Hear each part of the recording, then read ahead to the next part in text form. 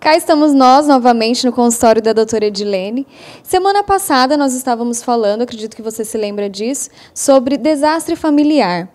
Como evitá-los, né? Como evitar uma separação, quais são os principais fatos das separações e o que a gente faz para não cair aí nessa situação. Mas hoje nós vamos trazer outro assunto.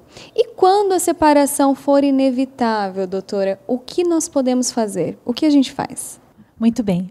Antes da gente pensar se quando é inevitável, a gente tem que pensar se dá para evitar a separação.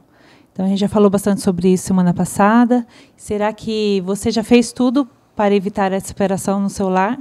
Ou se a gente está usando muito de forma descartável a nossa família, né? A gente deve perceber bem se a gente fez de tudo, se já esgotaram-se mesmo as possibilidades de unir esse casamento, porque o sofrimento envolve muita gente.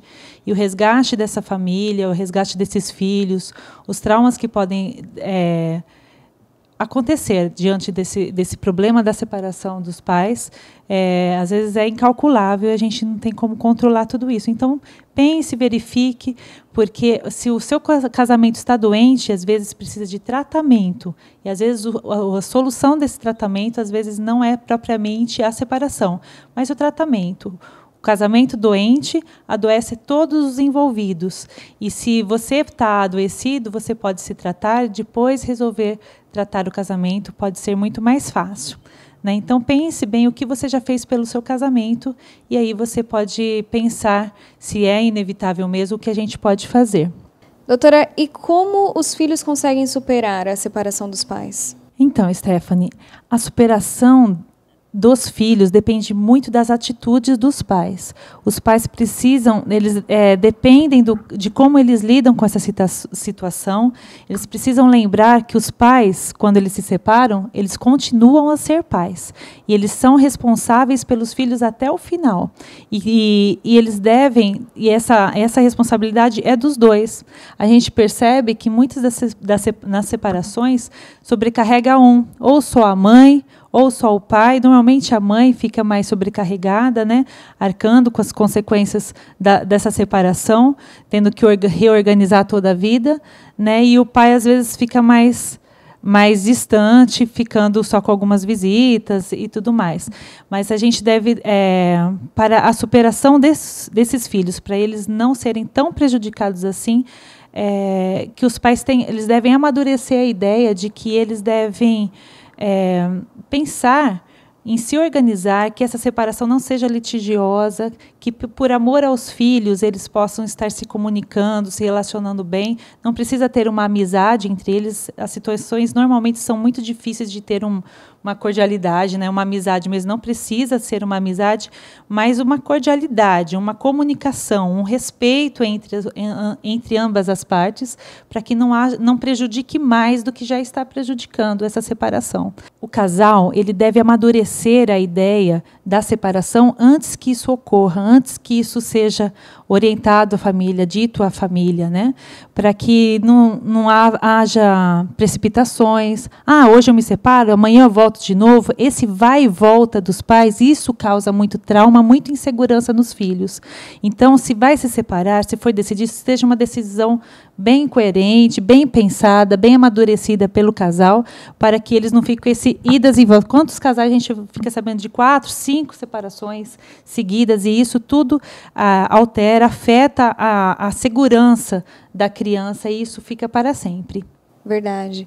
E, doutora, como as crianças vivenciam essa separação? Como elas enxergam isso? Essa é uma pergunta bem importante, porque para a gente entender a criança e poder ajudar, a gente tem que imaginar como ela se sente, se colocar no lugar da criança. E quando a gente se coloca no lugar de uma criança que está sofrendo a separação dos pais, o que você imagina, né? Então, a criança, a princípio, ela sofre já por uma ideia de abandono. A ideia de abandono é mais sofrida possível, né? Porque um dos dois, ou o pai ou a mãe, eles vão embora. E elas não entendem essa mensagem de que os pais não se amam mais. E elas acabam se incluindo nesse pacote e acham também que ela faz parte desse desamor. Então, meus pais não me amam mais e eles vão me abandonar. Olha só a crença que pode acontecer com a criança. Pode acontecer ou não, mas muitas possuem essa crença de abandono e de insegurança, de que a qualquer momento pode se desmoronar, ela pode perder o pai ou a mãe, ela pode perder a casa dela. Então, ela tem essa crença: não me amam mais, eles vão me abandonar.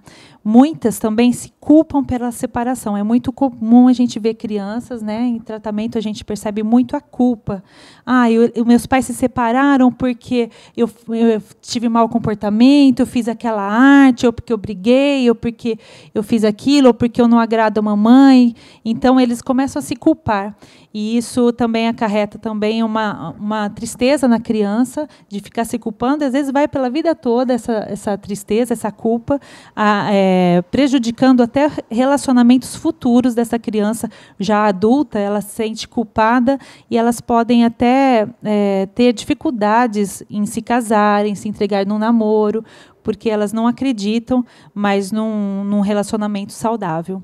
Portanto, nesse assunto de separação de pais, é importante que os pais fortaleçam, antes que isso aconteça, fortaleçam o seu relacionamento com a criança, com os filhos, garantindo para eles que vocês o amam, né, que o pai ama, que a mãe ama. Dê essa segurança, garanta que não é ele, né, a criança, você ama enquanto ela for boazinha, né, enquanto ela não estiver fazendo arte. Garanta o seu amor, que mesmo ela fazendo arte, você ama. Você pode não amar a atitude dela, mas ela como criança, como pessoa, como filha, ela sempre vai ser amada.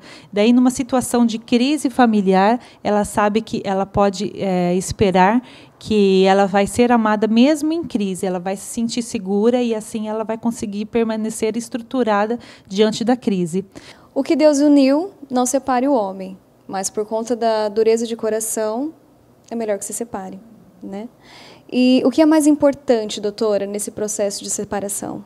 Então, para até resumir, né, a nossa palavra hoje, é que existem 3 pontos muito importantes. 3 pontos muito importantes. A começar do casal amadurecer essa ideia da separação antes, para preparar essa família, preparar esses filhos a respeito da separação. Né? Você já vai preparando para não ser pego de surpresa e ser aquele desmoronar total.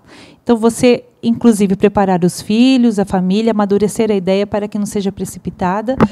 E também você se preparar para isso, porque na hora que acontece, por mais que a gente se prepare, ainda a gente fica desestruturada, a gente fica abalada, e é a hora que a gente vai ter que segurar o filho aqui e segurar o coração aqui, que está bem abalado.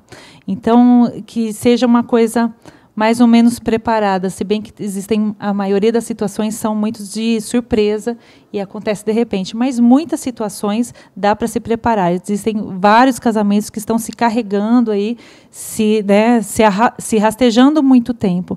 Então, se você tem uma situação doente há muito tempo e está se preparando, prepare a sua família, prepare seus filhos para não ter surpresinhas desagradáveis e dar aquela desestrutura. Outra coisa que é bem importante é você estar fortalecendo, como eu já disse, segunda coisa mais importante é você fortalecer o seu relacionamento com seus filhos.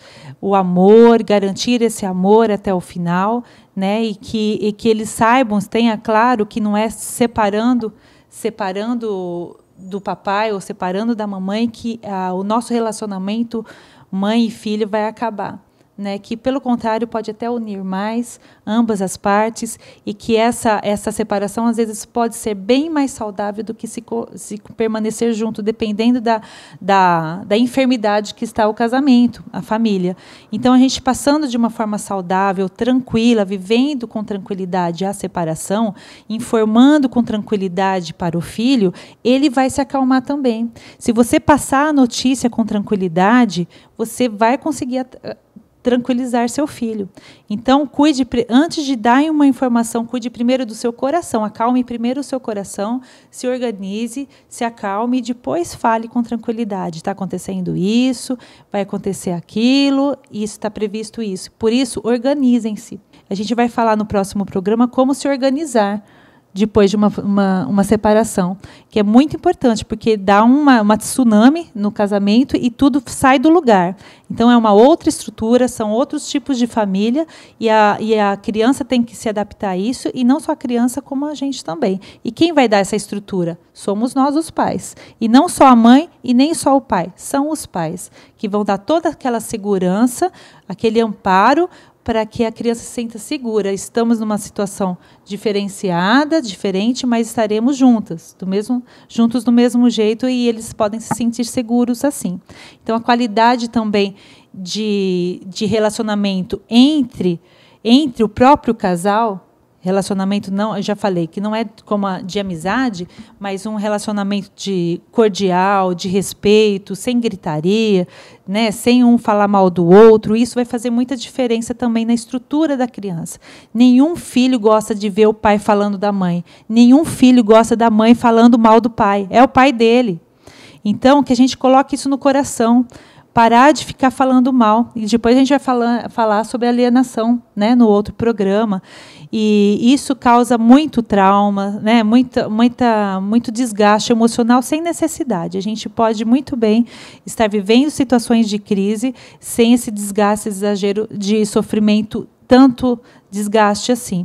E assim, você fazendo com tranquilidade, o seu filho vai acreditar nesse conceito de família. Dentro do filho vai ficar que as famílias não são perfeitas e que ele faz parte dessas famílias que não são perfeitas, mas que conseguem superar as crises.